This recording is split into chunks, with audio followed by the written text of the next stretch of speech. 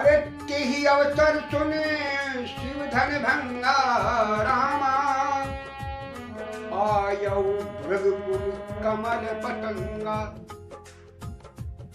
शिव धनुष भंग होने का पता चलते ही कई अवसर सुन शिव धनु भंगा, आयौ भृगुकुल कमल पतंगा। तो भृगुकुल भूषण भगवान भृगु मुनि के पति परशुराम जी, परशुराम जी वहां पे प्रकट हो जाते हैं, आते हैं। तो उनको देख करके जितने भी राजा महाराजा थे, क्योंकि पहले ही वो राजा महाराजाओं को कई बार संहार कर चुके थे, तो सभी जो है देख महीप सकल सकुचाने, बाज जगत जनुल्लभ लुकाने। तो इस प्रकार होने लगे कि कहीं बाज, जैसे बाज कबूतर के ऊपर दुपट्टा मार देता है, उसको पट के ले जाता है, तो इसी प्रकार जो है ना एक दूसरे के पीछे जो राजा महाराजा छुपने लगे। तो आते ही देख करके भृगुपति ने क्या किया, पहले तो धनुष का अवलोकन किया, देखा। तो धनुष को देख करके कि देख भृगुपति देश करारा, उठे सकल भय विकल द्वारा। और इस बात को देख करके जनक जी से वो कहने लगे कि समाचार कई जनक सुहाए, यही कारण महीप सब आए। तो जब भृगुनंदन ने जनक जी से पूछा कि भीड़ भाड़ कैसी है, ये राजा महाराजा क्यों इकट्ठे हुए हैं, तब भगवान को जनक जी ने कहा कि समाचार के जनक सुनाए, यही कारण महीप आए।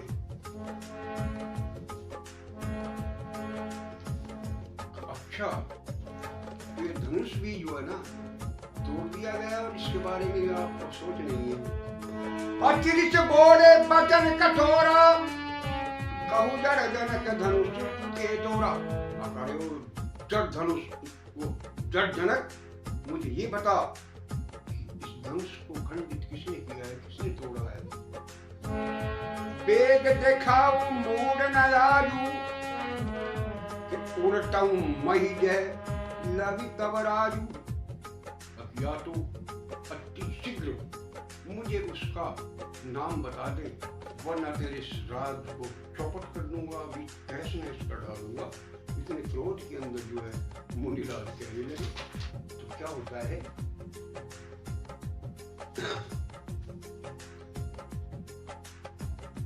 जो बहुत ही गुस्से में लाल तमाम हो रहे थे, तो भगवान राम ने देखा कि ये कोई अप्रिय घटना ना कर दे, इसलिए भगवान राम आगे आकर के कहते हैं,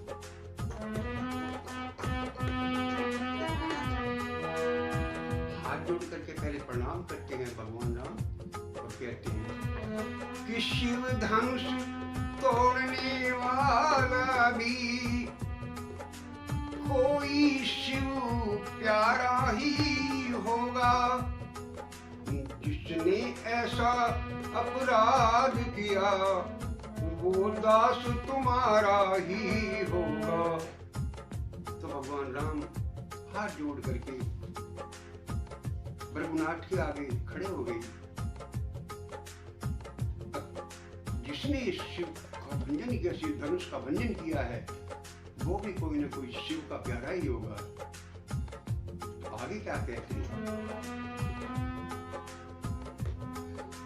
जो कृपा पात्र है गुरुओं का, वो किससे डर सकता है, जिस पर कृपा है ब्राह्मणों की, ये काम वही कर सकता है।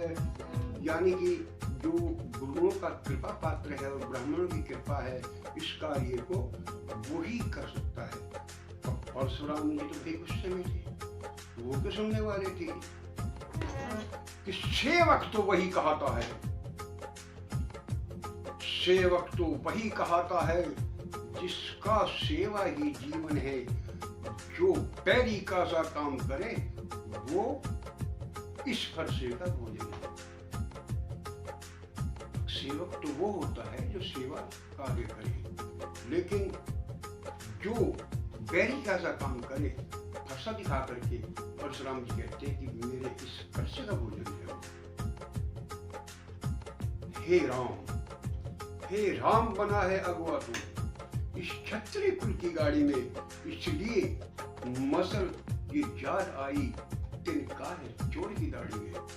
हे राम, तो क्षत्रिय कुल की गाड़ी में जो ना अगुआ बना हुआ है, और मुझे ऐसा महसूस होता है कि चोर की दाढ़ी में तिनका है। तब लक्ष्मण ने ये बातें सुनी तो वो तो बड़े क्रोधित हुए और कहने लगे, ये राधे श्याम तर्ज में राधे श्याम रामायण से लिए गए हैं। अभी मैंने आपको तर्ज आगे बताई राधे श्याम जी, लेकिन ये आपस के संवाद हैं, तो मैं इसको वार्तालाप में ही प्रस्तुत करने की कोशिश करूँ। ध्यानपूर्वक जरा सुनते रहिएगा। तो लक्ष्मण जी क्रोधित होकर के कहते हैं कि बोले सुख का संवाद कभी दुख का कारण बन जाता है, मीठी बोली के कारण ही तो तोता पिंजरे में आता है। जो ज्यादा मीठा होता है वो अपना ही नाश कराता है। देखो तो मीठे गन्ने को कोल्हू में पेला जाता है। भाई ने मीठे वचन कहे, भाई ने मीठे वचन कहे और क्रोध बढ़ गया है। सबसे पहले बोल उठे इसलिए चोट ठहरा है कि भ्राता जी ने पहले बोल दिया है तो आपने उनको ही चोट ठहरा लिया। अच्छा अपराधी हम इसे, हमने ही जहर निचोड़ा है। जो कुछ करना है करे आप, सिर्फ धनुष हमें तोड़ा है। राम जी तो प्रार्थना कर रहे थे और लक्ष्मण जी जो है गुस्से में इस बात का जवाब दे रहे थे कि जो कुछ करना है करे आप, सिर्फ धनुष हमें तोड़ा है। हमने धनुष तोड़ा है, जो करना करिए। परशुराम जी कहते कि अरे ओ राजा के लड़की, मुंह नहीं संभाल रहा है तू, मुझ जैसे क्रोधी के आगे आंखें निकाल रहा है तू। श्री महादेव कहा महाधनुष अत्यंत प्रसिद्ध है, अनुपम है, ऐसा प्रचंड को दंड भला, छोटी छोटी के धनुष के अंतर है। इसको तो छोटी सी धनुष कहता है, छोटे से धनुष समझ रहा है इसको। फिर लक्ष्मण जी इसका जवाब देते हैं कि श्रीमान तपस्वी ब्राह्मण है, इसलिए मुझे कुछ कहना है। ब्राह्मण का भूषण क्रोध नहीं, जो श्री महाराज ने कहना है ये कहना है राजपूतों का। जो कहना जाता है रण में, अपराध क्षमा हो महामुने, चाहिए शांति ब्राह्मण में। और समझाने की भी बात जो है लक्ष्मण जी ने कही कि ये जो है ना, यह ना राजपूतों का है, ब्राह्मणों का नहीं। अपराध क्षमा हो महामुने, चाहिए शांति ब्राह्मण में, कि ब्राह्मण में तो शांति होनी चाहिए। परशुराम फिर इसका जवाब लेते करे, ओ बालक, अरे ओ बालक, क्या हुआ तुझे जो बात काटता जाता है? क्या नौथारी ब्राह्मण समझा जो मुझे डांटता जाता है? अरे दुधमुहे बच्चे, तुम मुझे समझाता है? क्या मुझे कोई नौथारी ब्राह्मण समझ रखा है? मुझको सीधा ब्राह्मण न जान, मैं क्षत्रिय कुल का द्रोही हूं, भृगुवंशी बाल ब्रह्मचारी, अति क्रोधी और निर्मोही हूं। मेरे इस लोह कुल्हाड़े ने लोहू की नदी बहा दी है। इस आर्य भूमि में कई बार छत्राणी राण बिठा दी है। तो इस बात के लिए कहते हैं कि मेरे इस लोह कुल्हाड़े ने लोहो की नदी बहा दी है, कि कई बार मैंने क्षत्रियों का जो सर्वनाश कर दिया है मैंने इस फरसे ने। विख्यात सहस्त्र बाहु की ये भुजा काटने वाला है, फरसे को तू भी मिलो, अब खून चाटने वाला है। तो इस बात कह करके फरसा लेकर के परशुराम जी जो है वो लक्ष्मण की वो दौड़ते हैं। तो लक्ष्मण जी कहाँ कम थे? कहते हैं कि बूढ़ा फरसा निकलाकर क्षत्रिय कुमार को डरा रहे बलविहारी, आप तो फूंकों से उद्याचल पर्वत उड़ा रहे। हम उस माई के लाल नहीं, हम उस माई के लाल नहीं जो हौवे से डर पा जाए। हम छुई मुई के पेड़ नहीं जो उंगली से मुरझा जाए। परशुराम जी बात सुन करके दुर्द मुहे बड़ों से हंसी छोड़, वरना रुलाएगा फरसा, कर देगा खट्टे दांत अभी, वो मजा चकाएगा फरसा। तू बच्चा है, बच्चा ही है, जो मेरे हाथों मरता है। मुझ जैसे क्रोधी के आगे किस लिए बचपना करता है। तो लक्ष्मण जी कहते हैं, श्री महाराज हम बच्चे हैं, बच्चे ही बचपना करते हैं, पर तुम्हें नहीं शोभा देता जो बच्चों के मुंह लगते हैं। मेरे मुंह में वो दूध नहीं जो तुलसी से तुरसा जाए, डर के फरसे की लपटों से कहीं और उबाल ना आ जाए। इतना सुनकर के परशुराम जी ने अपना फरसा उठाया और लक्ष्मण जी की तरफ मारने के लिए दौड़ते हैं। तो भगवान राम जो है ना, बड़ी नम्र भाषा में कहते हैं, भगवान बच्चों की बोली में कुछ उचित अनुचित ना रहता है।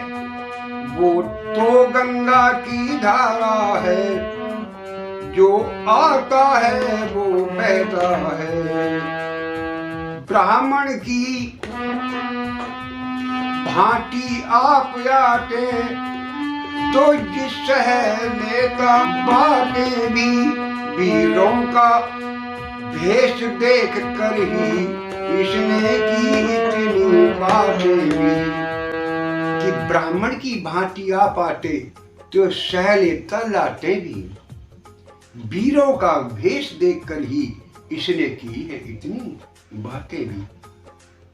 जो दंड आप देना चाहें, जो दंड आप देना चाहें, उसका अधिकारी तो मैं हूं। ये सब प्रकार निर्दोष है, सच्चा अपराधी तो मैं हूं। आप दंड देना चाहें, मैं उसको सहज स्वीकार करूंगा। लक्ष्मण जी फिर जो है ना देख के कह दे, अपराधी तो साहब आप हो। परशुराम जी की तरफ देख करके इशारा करके कहते हैं कि अपराधी तो आप हो, कि अपराधी तो तुम हो साहब। लक्ष्मण जी कह रहे हैं कि अपराधी तो तुम हो साहब, उत्सव बिगाड़ने आए हो। भाई ने दही बिलो डाला, तुम घी निकालने आए हो। धनुष अनगिनत वर्षों से मिथिलापुर में था पड़ा हुआ, मिथिलेश्वर के कब्जे में था, बस उसी की संपदा हुआ। यानी कि महाराज जनक की संपदा था ये। जो मालिक था उसने उसको अपने आगे तुड़वा डाला। अब कहो कौन होते तुम हो जो करते हो गड़बड़ झाला। क्या मरे धनुष के छापे में, क्या मरे धनुष के छापे में तुम ब्राह्मण रोने आए हो, या देख क्षत्रियों का समाज यूं ही सिरहोने आए हो। क्या इस टूटे धनुष के लिए आप रोने के लिए आए हो, या क्षत्रियों का समाज देख करके हमारे क्षत्रियों सिर होने आए हो। परशुराम जी जो है इस बात को सुन करके एकदम से तिलमिला गए, लाल चेहरा हो गया। तो क्या कहते हैं कि जो पिता के ऋण से उड़न हुआ, जो पिता के ऋण से उड़न हुआ और माता का बलिदाता है, गुरु ऋण के कारण वही हाथ फिर एक बार खुजलाता है। इस कारण इस फरसे का पूरा भुगतान करूंगा मैं।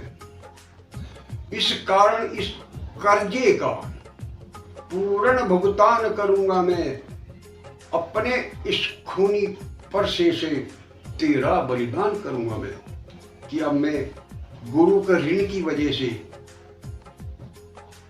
तेरा वध कर दूंगा।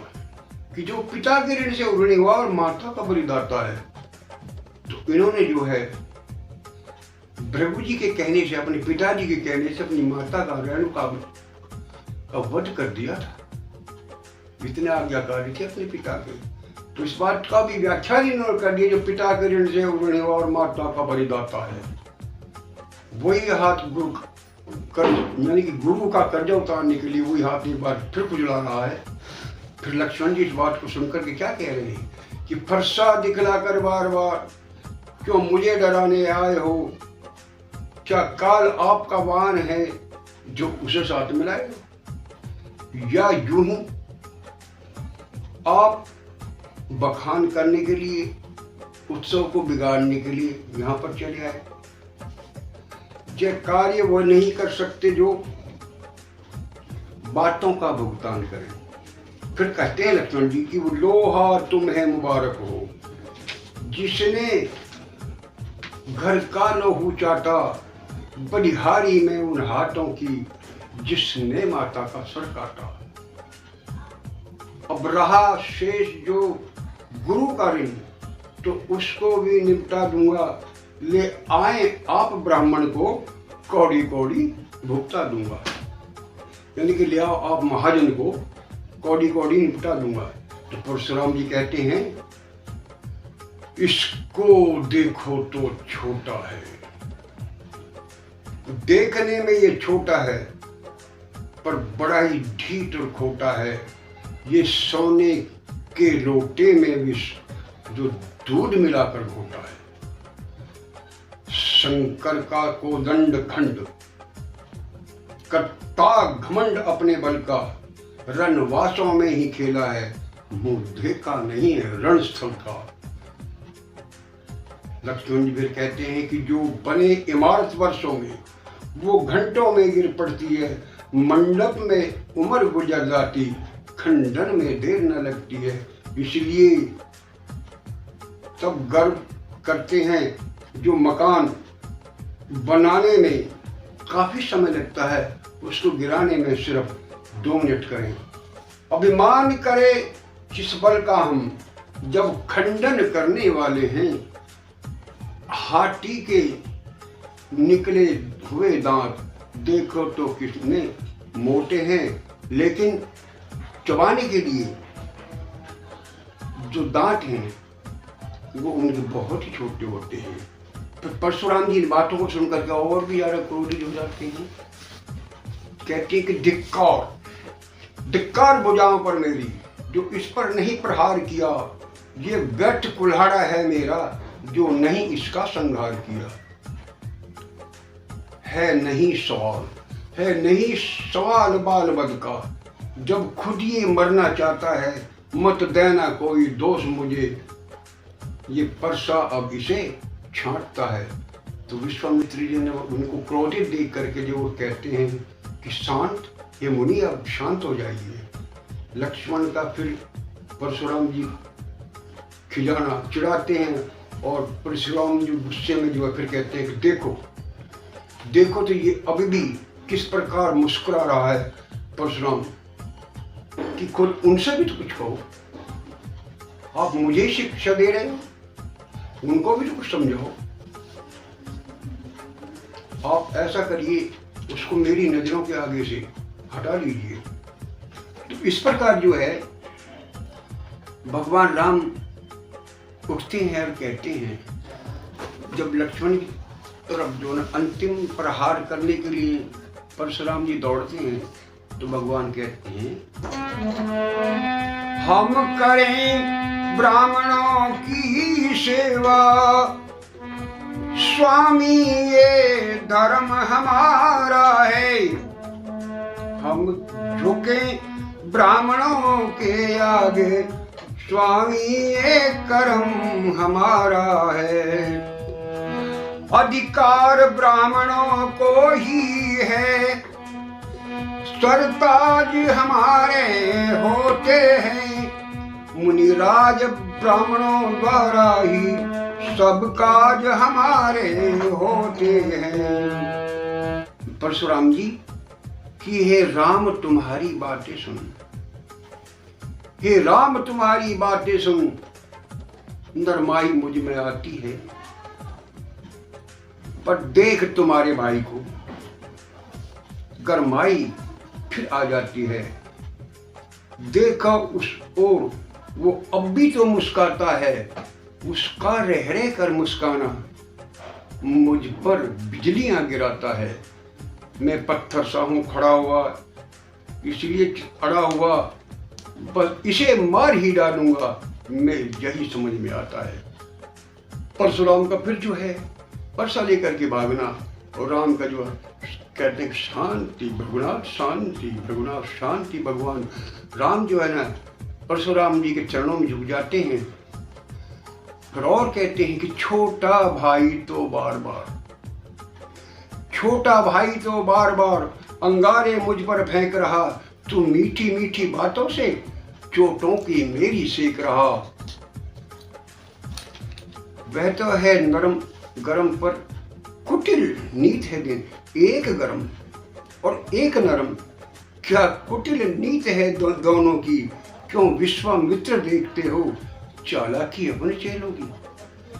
अब एक नरम एक गरम, कैसी कुटिलता है। हे विश्वामित्र जी, क्या अपने चेलों की चालाकी देख रहे हो। मैं परशुराम कहलाता और तू भी राम कहता है। अब आखिर में वो कहते हैं कि मैं परशुराम कहलाता हूं तो तू भी राम कहता है, मेरा ही नाम छीन कर तू मुझ पर ही धौंस जमाता है। हे राम, ये राम रहेंगे दो नहीं, यानी कि इस दुनिया में दो राम नहीं रहेंगे। तो लक्ष्मण जी कहते हैं कि अब आप तो इस पर सीधी भाषा ही चलाइए और इसी को जो फिर टंकार करिए, इसी से जो है नाम जो है अदल बदल हो जाएंगे। भगवान राम कहते हैं कि भृगुनाथ आप में और मुझ में, सोचे तो कितना अंतर है, मस्तक पर है परशुराम और राम नाम चरणों पर है। मैं राम आप है परशुराम, अब कहिए किसका नाम बड़ा, वो ही तो बड़ा कहता है, होता है जिसका नाम बड़ा। भृगुनाथ विनय हम करते हैं, पर आप बिगड़ते जाते हैं, हम जितने नवते जाते हैं प्रभु उतने ही चढ़ते जाते हैं। हे भृगुनाथ, हम सिर्फ आपकी एक अरसे से जो है ना विनती कर रहे हैं, क्योंकि आप एक तपस्वी ब्राह्मण हैं और ब्राह्मण हमारे आराध्य देव होते हैं, वरना हम भी क्षत्रिय कुमार हैं और रण करने से कभी नहीं डरते। परशुराम जरा सोच विचार करके एक तरफ होकर सोचते हैं मन में, क्या है देखिए, शायद भूमि का भार उतारने के लिए नारायण ने अवतार दिया है, मेरा भी शक है उसे अब मिटा लेना चाहिए। तो भगवान राम की ओर मुखातिब होकर के वो कहते हैं, अच्छा तो रामचंद्र जी, मुझे इस बात में संदेह है कि आपने इस शिव धनुष को उठा लिया और खंडित कर दिया। अब आप मेरा संदेह मिटाने के लिए मेरा धनुष लीजिए और इस पर चाप चढ़ाकर मेरा संदेह मिटाने की कोशिश कीजिए। जाना राम प्रभावत पुलक प्रफुल्लित जोर पानी बोले बचंत हृदय प्रेम समार। परशुराम जी कहने लगे कि राम रमापति कर धनु देहु, खींचहु मिटे मोर संदेहु, कि देत चाप आप ही चल गयऊ, परशुराम मन विस्मय भयऊ। राम रमापति कर धनु देहु, खींचहु मिटे मोर संदेहु, देत चाप आप ही चल गयऊ, परशुराम मन विस्मय भयऊ। तो परशुराम बड़े विस्मित हुए, बड़े ही अचंभे में पड़ गए, है ये क्या। जाना राम प्रभाव तब पुलक प्रफुल्लित जोर पानी बोले बचन तो हृदय न प्रेम समार। तो जाना राम प्रभाव तब, तो भगवान राम के प्रभाव को तब उन्होंने जाना और दोनों हाथ जोड़ करके प्रेम से कहने लगे, अरे जय रघुवंश बनज बन भानु रामा, गहन धनुज कुल दहन कृशानु रामा, ओ जय सुर विप्र धैनु हितकारी रामा, जय मदमोह को ब्रह्महारी रामा। तो परशुराम जी कहने लगे, जय रघुवंश बनज बन भानु, गहन धनुज कुल दहन कृशानु, जय सुर विप्र धैनु हितकारी, जय मदमोह को ब्रह्महारी। तो विविध प्रकार से परशुराम जी भगवान राम की स्तुति करने लगे, प्रार्थना करने लगे और कहे, जय जय जय रघुकुल केतु, भृगु पट गए बनई तब हेतु। तो इस प्रकार समझाने के कि रामचंद्र जी ने बड़े ही विनय पूर्वक हर प्रकार की जो उनको व्याख्या की, बताया कि अब आप जाकर के किस पर्वत पर जाकर अपनी तपस्या कीजिए। अब कोई जो है ना किसी प्रकार की भी माया जो है ना आपको नहीं सताएगी और आप अब राजा महाराजाओं का जो है ना सताने की बात छोड़िए, उनको तंग करने की बात छोड़िए। अब ये कार्य मेरा है कि मैं इनको जो है अपने आप सीधे रास्ते पर ले आऊँगा। जो भी राक्षस हैं, मैं राक्षसों के विषय में कह रहा हूँ कि जिस कारण से भगवान ने जन्म लिया था, तो उनका संहार करने के लिए मैं हर तरीके से सक्षम हूँ। इस बात से संतुष्ट होकर के कही जय जय जय रघुकुल केतु, भृगु पट गए बनई तप हेतु, अब भय कुटिल मही पडराने, तो कहते कायर गवही पुरानी,